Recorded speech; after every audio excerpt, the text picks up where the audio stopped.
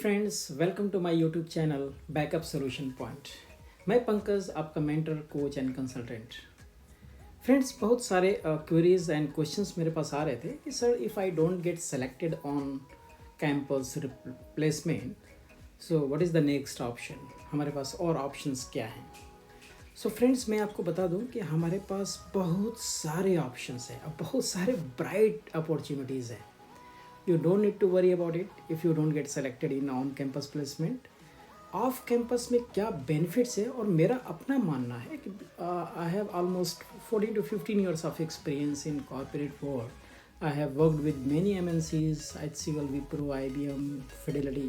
So on basis of that मैं ये कह सकता हूँ कि मेरा अपना एनालिसिस ये है कि off campus replacement is always better than on campus placement. मेरे पास कुछ रिसर्च है जो मैं आपके सामने रखने जा रहा हूँ। सबसे पहले कुछ फैक्ट्स मैं आपको बता दूँ कि जब भी हम इंजीनियरिंग कॉलेज में कोई भी स्टूडेंट जब ये सोचता है कि मुझे बीटेक करना है या फिर सीएस में या इलेक्ट्रिकल या इलेक्ट्रॉनिक्स या किसी भी स्ट्रीम में, तो सबसे पहले वो सोचता है कि मैं एक इंजीनियरिंग कॉलेज सेलेक्ट करता है। वो चाहता है कि मुझे कोई Tier 3 इंजीनियरिंग कॉलेज मिले, बट यू हैव टू पे मोर फी money. Whenever anyone is choosing a college, they often check the placement record as well. आप लोग चेक करते हो कि इसका प्लेसमेंट रिकॉर्ड क्या है, इसका रिक्रूटर्स आते हैं या नहीं आते हैं, कितने स्टूडेंट लास्ट टाइम सेलेक्ट हुए थे ऑन कैंपस प्लेसमेंट में, राइट। तो ये पैरामीटर आप चेक करते हो, फिर आप एडमिशन लेते हो। ठीक, चलो कुछ फैक्ट्स हैं हमारे पास, लेट्स गो थ्रू दैट। हर साल 15 lakh engineer graduate pass out होते हैं इंडिया में। 2.5 लाख, लगभग 2.5 लाख के आसपास वो रिलेवेंट जॉब मिलता है उनको अपने टेक्निकल डोमेन में। रिलेवेंट जॉब का मतलब यहाँ पे ये है कि सपोज़ आप किसी का अगर कंप्यूटर साइंस या मैकेनिकल या इलेक्ट्रिकल या इलेक्ट्रॉनिक्स अगर स्ट्रीम है, तो उसको अपने इलेक्ट्रिकल स्ट्रीम में जॉब मिल रहा है, तो उसको हम रिलेवेंट जॉब बोल सकते हैं। ठीक है, तो आप सोचो कि 50 लाख इंजीनियर पास आउट हो रहे हैं, उसमें सिर्फ रिलेवेंट जॉब मिल रहा है 2.5 लाख को। इसका मतलब ये हुआ कि जो रेस्ट ऑफ द जो फिगर है या जो स्टूडेंट्स हैं, या तो वो इलेक्ट्रिकल के हैं वो आईटी में जॉब कर रहे हैं, या वो आईटी के हैं वो मैकेनिकल में जॉब कर रहे हैं, वो अदर डिफरेंट स्ट्रीम में जॉब कर रहे हैं, या कोई गवर्नमेंट जॉब कर रहे हैं, या कोई अपना पर्सनल बिजनेस या कोई एंटरप्रेन्योर या फिर अपना कोई प्रोजेक्ट पे काम कर रहे हैं। वो दैट इज सेकेंडरी इशू, हम लोग इस पर डिस्कस करेंगे लेटर ऑन। एक रफ आइडिया मैं आपको बता रहा हूँ कि as of 2021 India 1 million engineer graduate produce करता है। तो अप्रॉक्सीमेट ये जो वैल्यू है 10 to 15 लाख का, कि 15 लाख हर साल प्रोड्यूस होते हैं, इंडिया प्रोड्यूस करती है इंजीनियर्स, राइट। लास्ट ईयर 2021 में 10 लाख। ठीक है, ये फिगर रखो, फिर आपको हमारी नेक्स्ट बात समझ में आएगी मैं ये क्यों बोल रहा हूँ। नेक्स्ट फैक्ट्स ये है, हमारा जो टेक्निकल एजुकेशन इंफ्रास्ट्रक्चर है वो उसमें 3500 इंजीनियरिंग कॉलेजेस हैं, 3400 पॉलिटेक्निक कॉलेजेस हैं, 200 school of planning and architecture based body हैं, राइट। इतने इंजीनियर प्रोड्यूस करते हैं वो particular body. Less than 5% of engineers produced by the pan India national level autonomous body. ठीक है, इसमें कौन कौन से आते हैं, इसमें आईटी आती है, ट्रिपल आईटी आता है और एनआईटी आता है, इंडियन इंस्टीट्यूट ऑफ टेक्नोलॉजी और Indian institute of information technology, triple IT जिसको हम बोलते हैं, और नेशनल इंस्टीट्यूट ऑफ टेक्नोलॉजी। ये हमारे गवर्नमेंट के ऑटोनोमस जो बॉडी है, वो लेस देन 5% भी इंजीनियर्स प्रोड्यूस करते हैं। आप समझ रहे हो, यानी कि अगर हम मानते हैं कि चलो ये बहुत क्रीम स्टूडेंट्स हैं या बहुत ही अच्छे इंजीनियर्स निकलते हैं यहाँ से, तो सिर्फ 5% ही हैं, यानी कि 95% तो इंजीनियर्स वो हो गए जो अदर कॉलेजेस में निकल रहे हैं, या फिर Tier 3 या Tier 2 कॉलेजेस से निकल रहे हैं, प्राइवेट कॉलेजेस से निकल रहे हैं। ठीक है, तो हम उनकी बात कर रहे हैं, क्योंकि ये तो आईआईटीएन है, ट्रिपल आईटी से निकल रहे हैं, तो उनके पास पॉसिबिलिटीज़ ज़्यादा होती हैं मोस्टली। और जो आईआईटीएन होते हैं वो मोस्टली यूपीएससी में चले जाते हैं, या फिर वो फॉरेन चले जाते हैं, या बहुत अच्छे, उनकी संख्या भी बहुत कम होती है। तो let's not talk about the 5% of engineers जो निकल रहे हैं। जो ऑटोनोमस बॉडीज़ है। हम बात करने जा रहे हैं 95% का, एक जनरल में बात कर रहे हैं, ठीक है। रिमेनिंग जो 90% जो बच रहे हैं इंजीनियर ग्रेजुएट, वो प्राइवेट या non autonomous state level engineer education institute से निकल रहे हैं, ठीक है। तो जिनका सपना होता है कि हम इस कॉलेजेस, इस कंपनीज़ में, इस एमएनसीज़ में हम काम करें, राइट। किसी का सपना होता है कि मैं प्रोडक्ट बेस्ड कंपनी में काम करूं, एचपी में काम करूं, गूगल में काम करूं, माइक्रोसॉफ्ट में काम करूं, एडोबी में काम करूं, ठीक है। किसी का सपना होता है कि मैं कि बिगेस्ट CMM 5 लेवल कंपनी में काम करूं। सबका अपना सपना एक होता है, राइट। तो यहाँ पे आपको कुछ कंपनीज के दिख भी रहेंगे जिनका अपना एक सपना होता है कि हाँ इस कंपनी में काम करें, ठीक है। इस डिस्कशन पे जाने से पहले कि ऑन कैंपस में क्यों, किस बेस पे ये बोल रहा हूँ कि ऑफ कैंपस प्लेसमेंट बेटर होता है, कुछ फैक्ट्स मैं आपको बताता हूँ। Let's talk about the on campus, कि ऑन कैंपस में क्या एक परसेप्शन होता है, क्या एक कंसेप्ट, एक धारणा होती है लोगों के, जो भी स्टूडेंट्स होते हैं एडमिशन लेते हैं, कि क्यों ऑन कैंपस को प्रेफर करते हैं। तो सबसे पहले उनके दिमाग में आता है कि यार ये तो एक save your time and energy, आपको अपना टाइम बचाता है और एनर्जी भी सेव करता है। आपको कहीं जाने की ज़रूरत नहीं होती है, आपके कैंपस के अंदर ही वो रिक्रूटमेंट टीम आ जाती है, कंपनीज आ जाती हैं और आपको हायर करके ले जाती है। एक ये बेनिफिट होता है।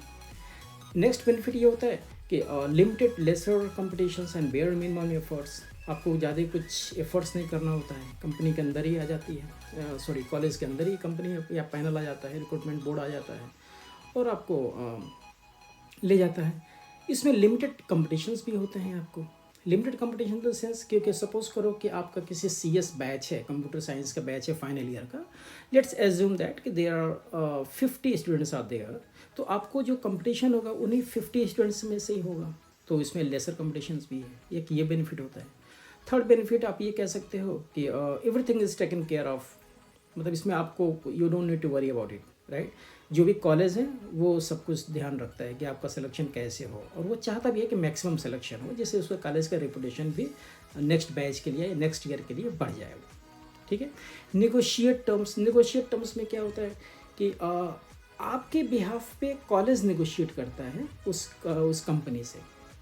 वो चाहता है कि मैक्सिमम उसका पैकेज मिल जाए, जल्दी ज्वाइन कर ले, अच्छा प्रोफाइल मिल जाए, जिससे आपको वो आप दूसरे लैंग्वेज में बोल सकते हो कि आपको वो यूज़ करे नेक्स्ट बैच के लिए। देखो हमारे बैच हमारे कॉलेज से माइक्रोसॉफ्ट में गए हैं, गूगल में गए हैं, एडोबी में गए हैं, IBM में गए हैं, विप्रो में गए हैं, जिससे वो आपका फ़ोटो फ्रेम बनाकर वो डाल दे और नेक्स्ट बैच के लिए वो एडवर्टीजमेंट का काम करता है उसके लिए।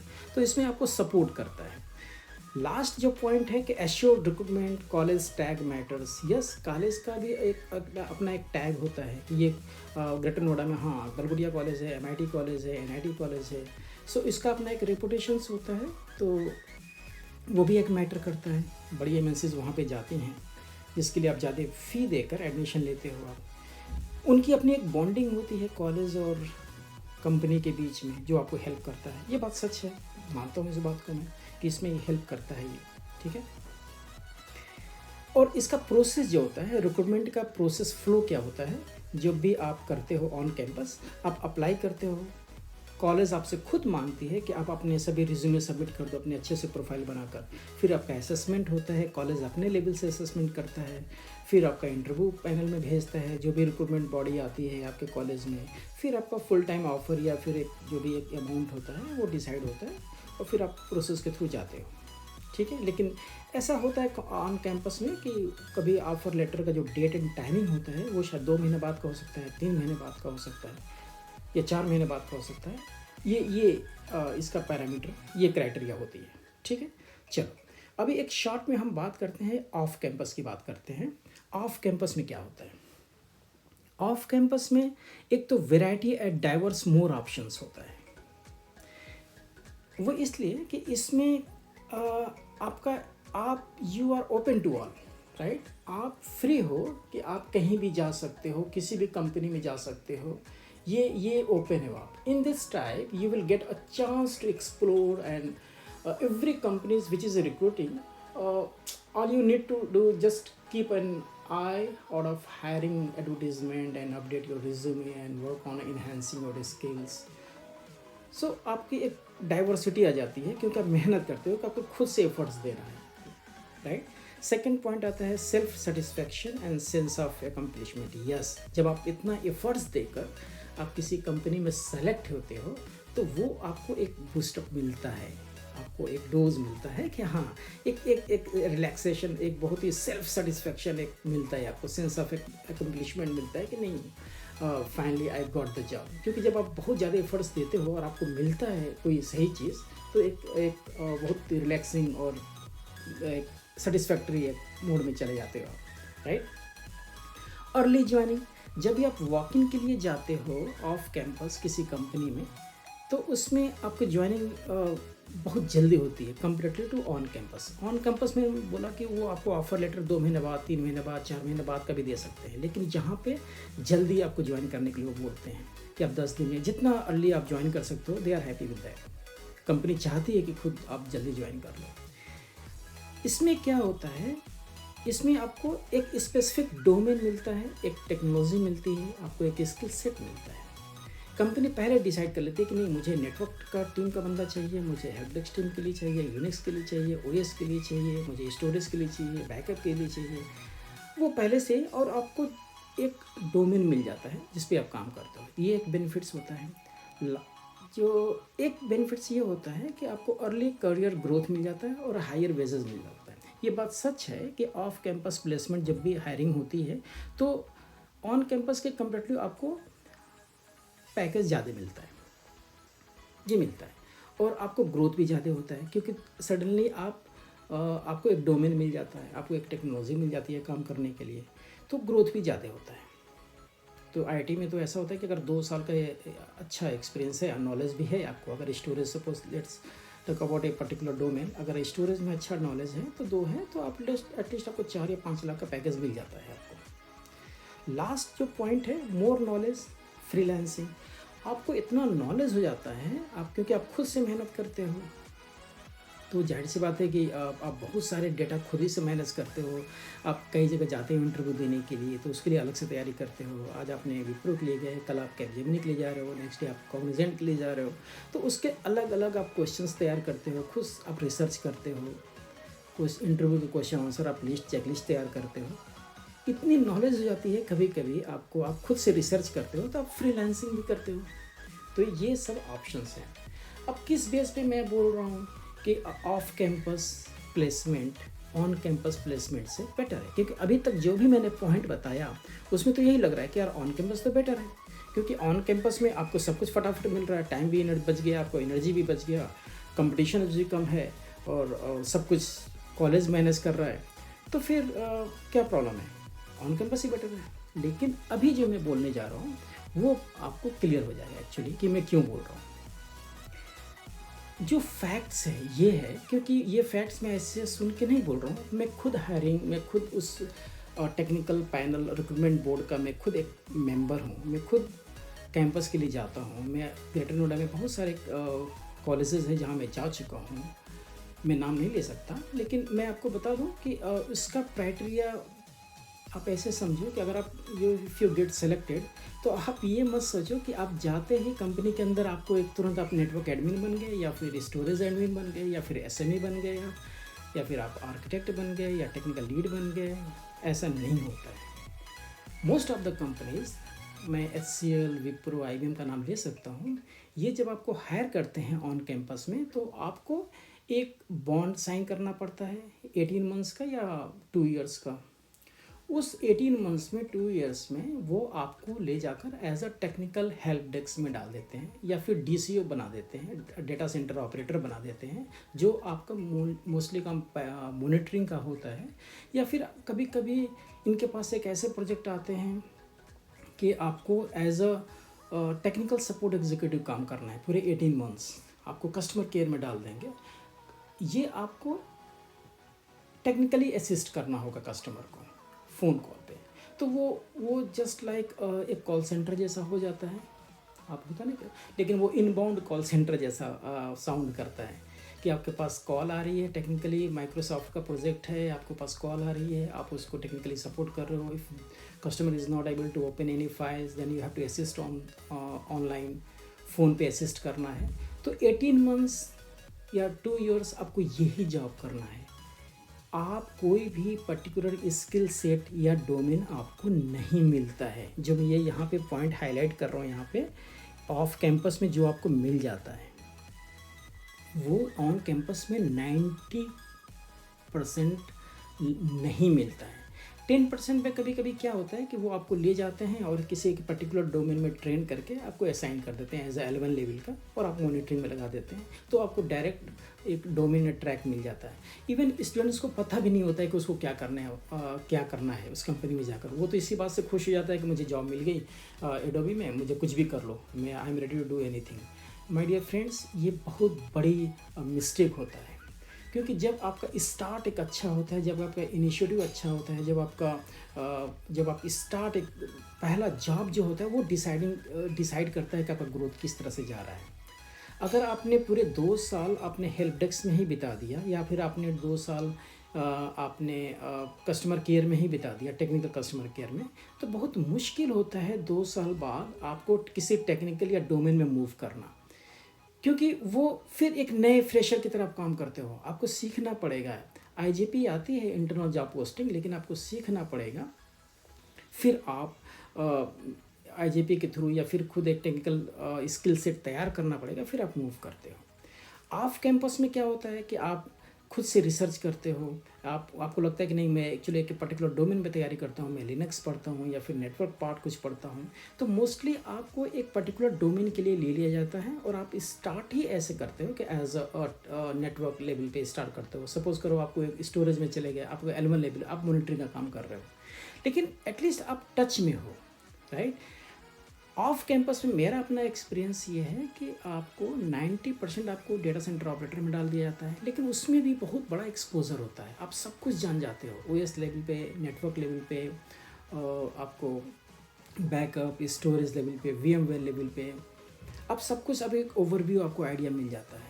तो फिर आप बेहतर पोजीशन में होते हो डिसाइड करना कि मुझे किस स्किल सेट में जाना है, किस डोमेन में जाना है। आपको लगता है कि नहीं, मेरा इंटरेस्ट तो नेटवर्क में आ रहा है, तो ठीक है, फिर आप नेटवर्क लाइन में चले जाते हो। आप उसको अपने आप को सर्टिफाइड करते हो, CCNA करते हो, CCI करते हो, CCNP करते हो, और फिर आप उसमें अपना एक प्रोफाइल बना लेते हो। तो आपको ईजी होता है ऑफ कैंपस में जाना। आपको सैलरी भी अच्छी मिल जाती है, क्योंकि आप खुद जाते हो वॉक इन में, आपको सिलेक्ट होते हो। वो थोड़ा प्रोसेस एफ़र्ट्स देना पड़ता है, लेकिन मुझे लगता है कि अगर एफ़र्ट्स आपने 5 साल भी दिया है, एफ़र्ट्स अपने कॉलेज कंप्लीट करने के लिए, तो अगर आपको थोड़ा सा एफ़र्ट्स देना पड़ता है और आपको स्टार्ट में ही एक बेटर स्किल सेट मिल जाता है, एक डोमेन मिल जाता है, तो हमारे हिसाब से लगता है कि ये आपको एक टर्निंग पॉइंट हो जाती है करियर के लिए। जो 2 साल में वो हेल्प डेस्क में बिता रहे हैं ऑन कैंपस सिलेक्शन होके, आपने 2 साल में एक डोमेन पे अगर आप बिताओगे, स्टार्टिंग से ही आपको एक स्किल सेट मिल गया, एक डोमेन मिल गया, तो 2 साल बाद उनसे आप बहुत आगे निकल जाओगे। शायद वो उनको एक बॉन्ड होता है 2 साल का, 18 मंथ्स का, और उनको 18 मंथ्स के बॉन्ड पे उनको एक रेम्यूनरेशन अमाउंट एक दिया जाता है, 3 लाख, 4 लाख या 2 लाख, 2.5 लाख का दिया जाता है। लेकिन आप 2 साल बाद अगर आप किसी आप डोमेन पे हो, तो ऑलमोस्ट वो 5 से ऊपर जा सकते हो, क्योंकि जनरली जितना एक्सपीरियंस होता है आपका 2 साल का हो गया, तो almost more than 4 lakhs per annum आपको मिल सकता है पैकेज। ठीक है। इसमें जो हायरिंग प्रोसेस होता है ऑफ कैंपस का, वो उसमें डायरेक्टली आप जाते हो वॉक इन में, इंटरव्यू अटेंड करते हो और फुल टाइम आपको ऑफर मिल जाता है, और बहुत जल्दी भी ज्वाइन कर लेते हो। ठीक है। I hope I am able to make you understand. So मुझे लगता है कि आपको कोई कन्फ्यूज़न नहीं है। So which one do you prefer? So मुझे लगता है कि आपको ऑफ कैंपस, अगर सपोज करो आप if you don't get selected in on campus, तो ऑफ कैंपस में आप बहुत खुश होकर, बहुत इंथुसियास्टिक के साथ आप जा सकते हो, क्योंकि अल्टीमेटली आपका गोल क्या है? To get a job, right, that matches your interest and skill set. आप गए हो ऑन कैंपस में, हेल्प डेस्क में काम कर रहे हो, लेकिन ऑफ कैंपस में जाकर एक पर्टिकुलर डोमेन आपको मिल गया कि नहीं, आपको एक प्रोग्रामर की तरह काम करना है, जावा डेवलपर में काम करना है, आपको कोडिंग में बहुत अच्छा इंटरेस्ट है, तो आप डिसाइड करते हो अपना स्किल सेट, अपना करियर, राइट। सो मुझे लगता है कि आपको अब बात समझ में आ गई होगी, राइट। सो नेक्स्ट स्लाइड ये बोलता है कि life is more beautiful if you don't get placed in campus placement, right? So all the best, friends. If you have any comments, or so please just put your comments in the blog, and thanks, all the best, thank you.